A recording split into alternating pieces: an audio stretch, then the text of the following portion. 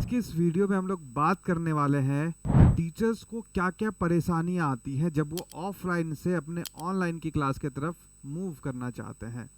बहुत सारे टीचर्स हैं जिनका मैं आपको आंखों देखा हाल बताऊंगा, उनसे सुनी हुई बातें जो उनको प्रॉब्लम फेस कर रहे हैं, वो सारी चीज़ें मैं आज आपको बताऊंगा इस वीडियो के माध्यम से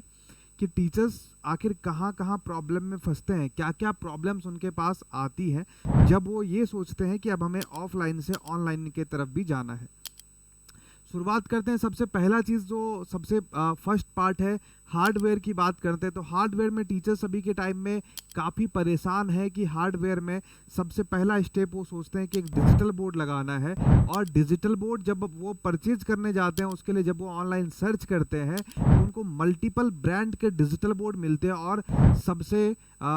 आश्चर्य वाली बात यह है कि वो आज तक जिस ब्रांड को कभी यूज ही नहीं किया, उसका कोई प्रोडक्ट यूज नहीं किया है, उस ब्रांड का डिजिटल बोर्ड मार्केट में मिल रहा होता है।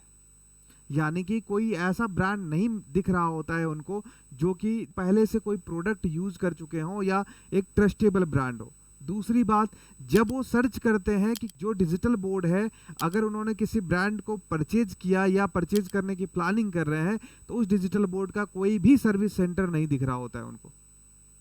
तीसरा प्रॉब्लम इसमें यह होता है कि उसकी जो प्राइस है, प्राइस वो अलग अलग लोकेशन पर अलग अलग लोगों के पास वो वेरी करता है। 5,000 10,000 रुपए तक का भी डिफरेंस आता है उसके प्राइस में, ठीक है, एक हार्डवेयर के लिए। उसके अलावा बहुत सारे उनको जो एक प्रॉब्लम, नया प्रॉब्लम क्रिएट होता है कि कैसे अगर डिजिटल बोर्ड उनको मिल भी जा रहा है, अगर वो किसी 10 ब्रांड में से किसी एक ब्रांड को वो चूज भी कर रहे हैं, फिर पता चलता है कि उसकी जो सर्विस है वो सर्विस देने वाली टीम किसी के पास नहीं है। तो ये बहुत सारे एक छोटी सी प्रॉब्लम है। जब वो शुरुआत का सोचे, जब पहला स्टेप है उनका डिजिटल बोर्ड का, तो डिजिटल बोर्ड में उनको ये सारी प्रॉब्लम्स आ रही है। उनको प्रॉब्लम्स आती है इसके प्राइस को लेकर, इसकी सर्विस को लेकर, सर्विस कहाँ मिलेगा इसका, इसके अलावा इसका जो है सर्विस सेंटर कह सकते हैं, तीसरा जो है टीम, चौथा जो है वो ट्रेनिंग है कि इसकी ट्रेनिंग जो है वो कैसे मिलेगा, कौन इसकी ट्रेनिंग देगा, कौन सिखाएगा इन चीज़ों के बारे में। इस प्रॉब्लम के बाद अब सिर्फ डिजिटल बोर्ड में ही देखते हैं हम लोग, जैसे इतनी सारे प्रॉब्लम है, अब इसके बाद यहाँ से इनको एक नया प्रॉब्लम क्रिएट होता है। प्रॉब्लम है कि अब वो डिजिटल बोर्ड पर ट्रेनिंग के बाद अपना वो पीडीएफ पीपीटी ये कैसे बनाएंगे। वो पीडीएफ पीपीटी की प्रॉब्लम्स होती है। यूट्यूब चैनल का क्या क्राइटेरिया है, कहाँ से शुरुआत करें, क्या क्या चीज़ों का ध्यान रखना चाहिए यूट्यूब चैनल बनाने के टाइम में, एज ए टीचर्स यहाँ पे दिक्कतें आती है उनको। इसके अलावा सोशल मीडिया पे टीचर्स अपने आप को कैसे एक्टिव रखें, किन किन बातों का ध्यान रखना है, कैसे वो पोस्ट क्रिएट करेंगे, पोस्ट सोशल मीडिया और यूट्यूब पर जो पोस्ट है वो कैसे बनाएंगे, कैसे उसको पोस्ट करेंगे चीज़ों में। ऑडियंस को टारगेट करना, ऑडियंस को कैसे टारगेट किया जाएगा, ये एक टीचर्स के लिए प्रॉब्लम्स है। इसके अलावा जब वो इन चीज़ों को सीख जाते हैं, इसके अलावा उनको प्रॉब्लम्स आती है कि अब वो अपना कोर्स जो है, कोर्स को सेल कैसे करें, कोर्स को कैसे सेल किया जाए, कैसे अर्निंग लाया जाए। ये सारी जो टीचर्स की जो है वो परेशानियां हैं। एक छोटे से लेकर के जब वो सोचते हैं तब उनको इतनी सारी चीज़ें उनके दिमाग में आती हैं। और बहुत सारे टीचर्स क्या करते हैं, वो बिना सोचे समझे कि उन्होंने पहले डिजिटल बोर्ड लगा लिया, पीपीटी पीडीएफ का नहीं प्लान किया उन्होंने, तो उनका क्या हो जाता है कि उस केस में टीचर्स जो है ओनली फॉर डिजिटल बोर्ड को एक वाइट बोर्ड की तरह यूज़ कर पाते हैं, वो लिखे और मिटा दिए। तो इस पे कंटेंट कैसे पढ़ाया जाएगा, कंटेंट कैसे क्रिएट किया जाए, वो पीडीएफ और पीपीटी अपने ब्रांड नेम के साथ कैसे बनाया जाए, और उसको कैसे प्रमोट किया जाए यूट्यूब चैनल पे या सोशल मीडिया पे, अपने आप को कैसे प्रमोट किया जाए, ये सारी चीज़ों की समस्याएं आती है। ये सिर्फ एक छोटा सा जर्नी का है। इसके अलावा बात करते हैं कि कैमरे की प्लानिंग में कि कौन सा कैमरा उनके लिए बेस्ट होने वाला है, कौन से कैमरे में उनको बिना ऑपरेटर के वो काम कर सकते हैं, कौन सा पीसी उनको लेना है, कौन सा सर्वर लेना है। ये स्पेसिफिकेशन क्या होगी उसकी, कैसे वो OBS सॉफ्टवेयर के थ्रू कैसे लाइव क्लास लेंगे, उसका सेटअप कैसे किया जाता है, कैसे वो सिस्टम में रिकॉर्ड करेंगे, वीडियो एडिटिंग का प्रॉब्लम्स होता है उनके पास कि वीडियो एडिटिंग कैसे करवाएंगे, जो यूट्यूब चैनल के ऊपर जो आपने थंबनेल देखते हैं उस थंबनेल को वो कैसे बनाएंगे। ये सारी चीज़ें प्रॉब्लम्स हैं टीचर्स के। क्यों? क्योंकि प्रॉब्लम्स इसलिए है क्योंकि टीचर्स अपने सब्जेक्ट में एक्सपर्ट हैं, वो इन चीज़ों से कभी उनका दूर दूर तक कोई संबंध रहा नहीं है, इसलिए उनके लिए ये प्रॉब्लम्स है। तो इन सारे प्रॉब्लम्स का आखिर समाधान कैसे होगा, कैसे टीचर्स इन चीज़ों से बाहर निकलेंगे और वो अपना फोकस सिर्फ और सिर्फ टीचिंग पर कर पाएंगे। तो ये वीडियो जो है ये ऐसे ही टीचर्स के लिए जो इन सारे प्रॉब्लम्स को फेस कर रहे हैं और जिसकी वजह से वो अपना कदम ऑनलाइन क्लास की तरफ नहीं बढ़ा पा रहे हैं, अपना कदम यूट्यूब चैनल की तरफ नहीं बढ़ा पा रहे हैं, वो नहीं सोच पा रहे हैं कि वो अपना भी कोर्स बेच सकते हैं, वो अपना भी कोर्स सेल आउट कर सकते हैं, वो अपने कोर्स को भी बेचकर लाखों रुपए कमा सकते हैं। ये जो बैरियर्स हैं, ये जो उनका ख्याल है, उनके माइंड में चल रहा है ये सारी चीज़ें, उन चीज़ों के लिए कैसे इसका सॉल्यूशन आएगा, इसके ऊपर हम लोग आज बात कर रहे हैं। इसका सिंपल सा सॉल्यूशन है, इसका एक ही सॉल्यूशन है, वो सॉल्यूशन है क्रिएटर्स माइंड। अब आप कहेंगे कि ये कैसे सॉल्यूशन है? ये इसलिए सॉल्यूशन है कि क्रिएटर्स माइंड जो है वो वन स्टॉप सॉल्यूशन टीचर्स को प्रोवाइड करता है। आपके स्टार्टिंग के जर्नी से लेकर के आप डिजिटल बोर्ड लेकर अपने मोबाइल फ़ोन से कैसे अपने करियर को स्टार्ट कर सकते हैं, मोबाइल फ़ोन से कैसे रिकॉर्डिंग कर सकते हैं, आप 2x2 का पैनल लाइट ना लगा करके ट्यूब लाइट से कैसे आपके यहाँ पे लाइट सेटअप हो सकता है, इन सारे चीज़ों से शुरुआत करके क्रिएटर्स माइंड आपको उसमें कैसे सपोर्ट करते हैं, ये सारे सपोर्ट करके और आपकी जो जर्नी है, क्रिएटर्स माइंड की टीम जो है, आपका वेबसाइट हो गया, आपकी एप्लीकेशन हो गई, आपका नोट्स यानी कि PDF PPT हो गया, उसको कैसे बनाएंगे, थंबनेल कैसे बनाते हैं, शॉर्ट्स वीडियो को एडिट कैसे किया जाता है, लॉन्ग वीडियो को एडिट कैसे किया जाता है, इन सारी चीज़ों के लिए जो है पूरी की पूरी टीम जो है वो क्रिएटर्स माइंड ने आपके लिए बनाकर रखा है, जो आपको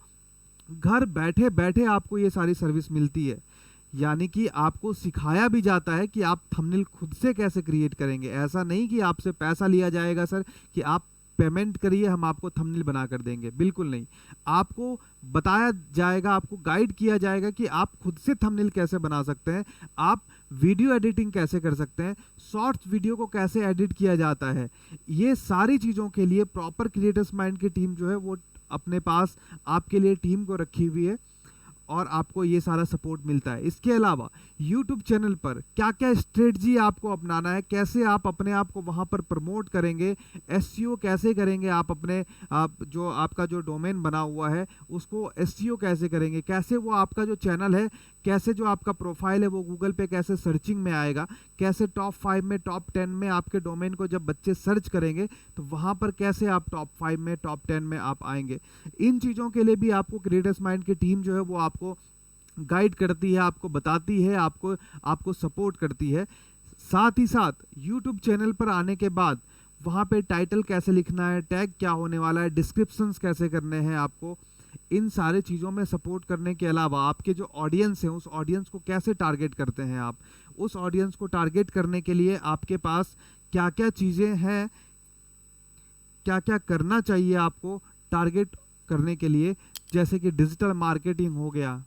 SEO मैंने बताया था आपको, SEO हो गया। ये सारी चीज़ें जो है ये आपके ऑडियंस को टारगेट करने के लिए होता है। आपका जो है व्यू कैसे बढ़ेगा आपके YouTube चैनल पर, कैसे वो कम व्यू में भी आपके जो ऑडियंस है, जो एक्चुअल ऑडियंस है, उस एक्चुअल ऑडियंस तक आप कैसे पहुंचेंगे, वो चीज़ें भी आपको क्रिएटर्स माइंड की टीम सिखाने वाली है। इसके अलावा इतना ही नहीं, जब आप इन चीज़ों से थोड़ा सा और आगे निकलते हैं तो फिर आपको जो है आपके जो कोर्स हैं उस कोर्स को कैसे सेल आउट किया जाए, आप जो नोट्स बनाए हुए हैं उस नोट्स को कैसे आप सेल कर पाएंगे, कैसे वो बच्चों तक पहुंच पाएगा, आपका रिवेन्यू कैसे जनरेट होगा, उन चीज़ों में भी जो है टीम आपको, अगर आपकी एक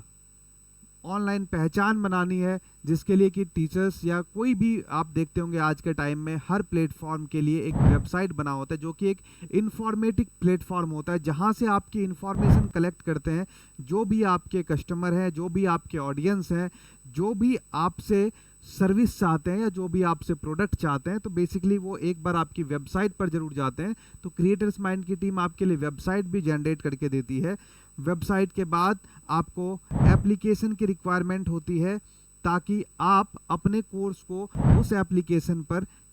सेल आउट कर सकें, बच्चों को पूरा का पूरा कोर्स आप वहां पर दे सकें। तो ये एप्लीकेशन भी क्रिएट करके देती है। और सबसे बेस्ट पार्ट ये है क्रिएटर्स माइंड की टीम का कि आपको जितनी भी सर्विस प्रोवाइड की जा रही है वो सारी की सारी सर्विस आपको घर बैठे दिया जाएगा, और 100% उसमें जो पूरा का पूरा ऑनरशिप, यानी कि पूरा का पूरा जो आपकी यूएसपी है काम करने का, आपके यूएसपी पर ये सारे सपोर्ट होंगे। वो क्या होता है यूएसपी? वो ये होता है, आपका यूएसपी ऐसे वर्क करता है कि आप दूसरे टीचर से कैसे बेस्ट पढ़ा रहे हैं, आपका बेस्ट पार्ट क्या है, आप दूसरे टीचर से क्या बेस्ट दे रहे हैं स्टूडेंट को। फीस आपकी कम है, आपके पढ़ाने के जो कंटेंट है उसका क्वालिटी बेस्ट है, तो इसमें सबसे बेस्ट आपका क्या है, वो सारी चीज़ों को आप बेहतर तरीके से बता सकते हैं स्टूडेंट को। तो आपके यूएसपी पर हमारी टीम काम करती है। ऐसा नहीं कि मार्केट में जो चल रहा है हम वही सेम चीज़ें सारे लोगों को प्रोवाइड कर दे, जी नहीं। आप बेस्ट कहाँ है, दूसरे से बेस्ट कैसे फिजिक्स पढ़ा रहे हैं, उसको कैसे मार्केट में लाया जाए, वो सारी चीज़ें आपसे डिस्कस करने के बाद ही हमारी टीम जो है आपके लिए डिजिटल मार्केटिंग कैसे होगा वो बताती है। एसईओ उसी के बिहाफ पे होता है आपका, जो आपका वेबसाइट बनेगा, जो आपकी एप्लीकेशन बनेगी। जी हाँ, एप्लीकेशन आज के टाइम में बहुत सारी कंपनियां हैं जो मार्केट में एप्लीकेशन बनाती है, बट आपको पता भी नहीं होता है कि वो जो एप्लीकेशन आप बनवा रहे हैं वो एप्लीकेशन आपका है ही नहीं, उसमें आपका ऑनरशिप जो है वो आपका नहीं होता है 100%। तो ऐसे एप्लीकेशन बनाने से बचे। रीज़न क्या है कि एप्लीकेशन एज लाइक आपका जैसे ऑफलाइन क्लास है, सेम टू सेम आपका ये ऑनलाइन क्लासरूम होता है। तो इस क्लासरूम में आपकी पूरी दायित्व आपका होता है, पूरा ऑनरशिप इस पे आपका होना चाहिए, क्योंकि यहाँ पे इस एप्लीकेशन को आपने बनाया है और अपने स्टूडेंट के लिए बनाया है। तो अब कहाँ कहाँ ऑनरशिप लैक होता है वो मैं बताता हूँ। बहुत सारी टीम जो एप्लीकेशन बनाती है उसमें क्या होता है कि जब बच्चे पेमेंट करते हैं आपको, तो वो पेमेंट जो है, स्टूडेंट जब पेमेंट करते हैं तो वो पहले एप्लीकेशन के थ्रू ऐप बनाने वाली कंपनी के पास चली जाती है, और यहां से फिर आपके पास पेमेंट आता है टीचर के पास। ये जो भी XYZ कंपनी से आपने एप्लीकेशन बनाया है वो XYZ कंपनी के पास पहले पेमेंट आ जाता है, फिर उसके बाद वो आपके पास पेमेंट आता है। तो ये पेमेंट गेटवे है जहां पर कि एप्लीकेशन बनाने वाली कंपनी जो है वो अपना पेमेंट गेटवे लगाते हैं। दूसरा ये है कि आपसे रिन्यूअल कॉस्ट लिया जाता है, कि आप हर साल जो है अपने एप्लीकेशन को रिन्यू करवाएंगे। यानी कि आपके साथ देखिए कितना बड़ा स्कैम हो सकता है कि जब आप शुरुआत कर रहे हैं, आपको लगता है चलो सस्ते में मेरा एप्लीकेशन बन रहा है, लेकिन क्योंकि आपको उसी फील्ड में आगे बढ़ना है, तो जैसे ही आपका एप्लीकेशन ग्रो होता है तो रिन्यूअल कॉस्ट कोई फिक्स नहीं होता है, रिन्यूअल कॉस्ट आपसे कुछ भी लिया जा सकता है। तो इन चीज़ों, इस तरीके की जो चीज़ें हैं वो टीचर्स ध्यान नहीं दे पाते हैं, और इन चीज़ों, और ये काफ़ी ध्यान देने की चीज़ है। क्यों? क्योंकि ये आपका एक ब्रांड वैल्यू की बात है। यहाँ से आप एप्लीकेशन का मतलब वो आपका खुद का एक ब्रांड होता है, और इस तरीके से जो है आपका ऑनरशिप आपका एप्लीकेशन होते हुए भी वो आपका नहीं होता है। तो इन सारे चीज़ों का समाधान जो है वो आपको क्रिएटर्स माइंड करके देती है। जो एप्लीकेशन आपका होता है वो 100% ऑनरशिप आपका होता है, 100% ऑनरशिप आपका जो है वो होगा। प्लस साथ ही साथ इसमें हम जो एप्लीकेशन आपको बना कर देते हैं, सिर्फ एक कॉमन एप्लीकेशन नहीं, जिसको टेम्पलेट बेस्ड एप्लीकेशन कहते हैं, सिर्फ एक कॉमन एप्लीकेशन नहीं देते हैं, हम आपके डिमांड के अकॉर्डिंग कस्टमाइज्ड एप्लीकेशन में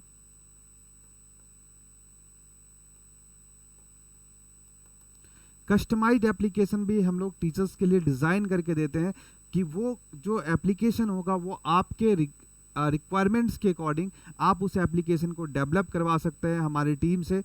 तो ये सारी चीज़ों के जो समाधान है, इसके लिए आपको क्रिएटर्स माइंड की टीम के पास आना चाहिए, क्रिएटर्स माइंड की टीम से आपको संपर्क करना चाहिए, और क्रिएटर्स माइंड की टीम जो है ये सारी जगहों पे आपकी हेल्प करते हैं कि आप एक स्टार्टिंग फेज से लेकर आप जब ग्रो कर जाएंगे, जब आपका कोर्स सेल आउट होने लग जाएगा, वहाँ तक आपके साथ क्रिएटर्स माइंड की टीम हमेशा बनी रहती है। इसलिए क्रिएटर्स माइंड की टीम को वन स्टॉप सॉल्यूशन भी बोला जाता है। टीचर्स कहते हैं कि यहाँ पे वन स्टॉप सॉल्यूशन मिलता है, और उसमें भी काफ़ी ऑथेंटिक तरीके से, जहाँ पर आपकी जो मर्यादा है, आपका जो क्या कहते हैं मार्केटिंग स्ट्रेटजी है, आपका जो यूएसपी है, आपका जो ऑनरशिप है, इन सारे चीज़ों को ध्यान में रखते हुए क्रिएटर्स माइंड की टीम आप लोगों के लिए काम करती आ रही है और आगे भी करती रहेगी। आप लोगों का दुआ और आशीर्वाद जो है ऐसे ही मिलता रहेगा। तो आप भी अगर प्लान कर रहे हैं ऐसा कुछ भी, तो आपको स्क्रीन पर क्रिएटर्स माइंड की टीम का नंबर दिख रहा होगा, आप उस नंबर पर संपर्क करिए। जो सेल्स कंसल्टेंट हैं हमारे, आप उनसे बात करिए, आप एक प्लान फिक्स करिए डेमोस्ट्रेशन का, आप टीम के पास आइए, टीम में देखिए कि इन चीज़ों के लिए, डिजिटल मार्केटिंग के लिए हमने खुद का टीम रखा है या किसी थर्ड पार्टी को हमने असाइन करके रखा है। एसईओ करने के लिए हमने खुद का टीम रखा है या थर्ड पार्टी को असाइन करके रखा है। एप्लीकेशन हमारी ही टीम बनाती है या पावर्ड बाय किसी और के नाम से हम आपको बना कर देते हैं, ऐसा बिल्कुल भी नहीं होगा। जब आप सेल्स कंसल्टेंट से बात करेंगे, आप एक डेमोस्ट्रेशन का टाइम बुक करिए, आप फिजिकली विजिट करिए, आप हमारी टीम से 1-to-1 मीटिंग करिए, इसके बारे में जानिए, समझिए क्या इन्वेस्टमेंट आने वाला है आपका। ये सारी चीज़ों पे बात करने के बाद फिर आप अपनी जर्नी स्टार्ट करिए, और उम्मीद करिए कि आप जब एक स्टेप और एक अच्छे टीम के साथ जुड़ते हैं, तो फिर आपको थोड़ी सी स्टार्टिंग फेज में थोड़ी सी तकलीफ हो सकती है, थोड़ा सा टाइम आपको लग सकता है, बट जब आप ग्रो करना शुरू करेंगे तो आपको ऐसा लगेगा कि सारी चीज़ें, सारा कंट्रोल वो है आपके हाथ में। तो बिना देर किए आप टीम से डिस्कस करिए, नंबर आपको स्क्रीन पर दिख रहा होगा, और फिर मिलते हैं हम लोग किसी नेक्स्ट वीडियो में आपके लिए कुछ नए इन्फॉर्मेशन के साथ। तब तक के लिए जय हिंद, जय भारत।